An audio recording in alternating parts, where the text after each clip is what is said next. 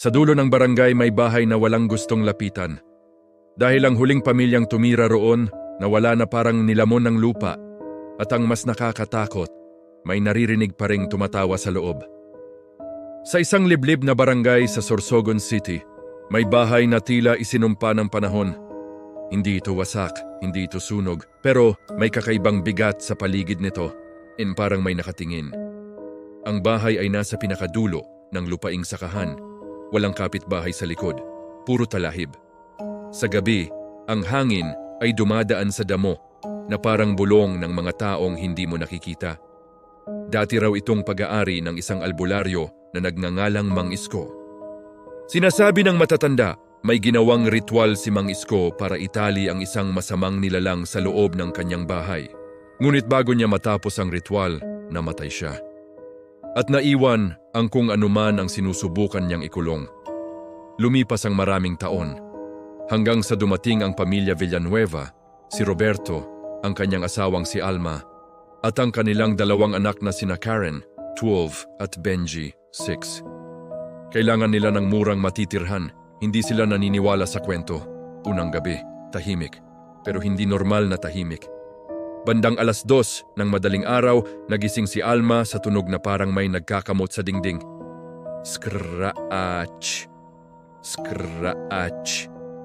Akala niya daga, ngunit ang tunog ay hindi gumagalaw. Parang nasa iisang lugar lang. Sa likod ng pader ng kanilang kwarto, pagdikit niya ng tainga, may mahinang paghinga. Mabagal, malalim. Hindi tao, hindi hayop. Kinabukasan, sinabi niya ito kay Roberto. Tinawanan lamang siya. Ikalawang gabi. Si Benji ang nagising. Nakatayo siya sa gilid ng kama ng ate niyang si Karen. May kausap ako, bulong niya. Nasaan? Tanong ni Karen. Taga dito sa loob. Sa loob ng ano?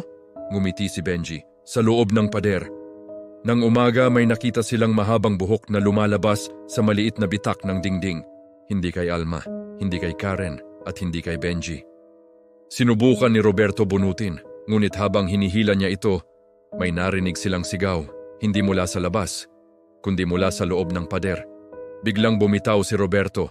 Doon nagsimulang lumala ang lahat. Ikatlong gabi.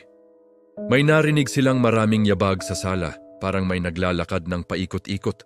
Pagbukas ni Roberto ng ilaw, walang tao, pero ang sahig ay basa. Hindi tubig, amoy kalawang, amoy dugo.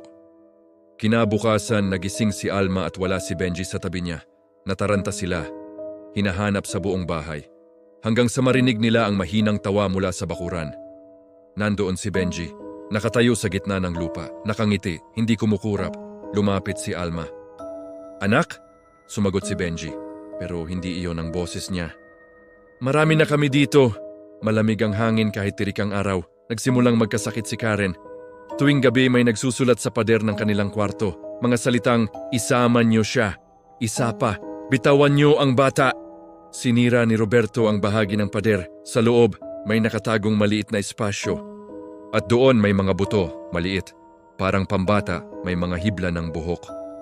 At isang lumang papel na may sulat kamay, hindi sapat ang isa. Mula noon, nagsimulang magsalita si Benji sa wikang hindi nila maintindihan. Nakatingin siya sa sulok habang may kausap at sumasagot siya. Isang gabi, sabay-sabay nilang narinig ang pag-iyak ng maraming bata sa loob ng bahay. Hindi isa, hindi dalawa, marami. Sumisigaw. Humihingi ng tulong, biglang namatay ang ilaw. Sa dilim, may naramdaman si Alma na malamig na kamay sa kanyang leeg. May bumubulong. Dito na kayo. Kinabukasan, wala na ang pamilya. Walang bakas ng pag-alis, walang dugo, walang sirang gamit.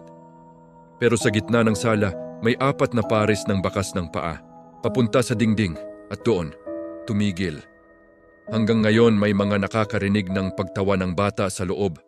At kung lalapit ka sa pader, maririnig mo ang mahinang paghinga, parang may naghihintay. Kung marinig mong may humihinga sa loob ng pader ng bahay mo, sisilipin mo ba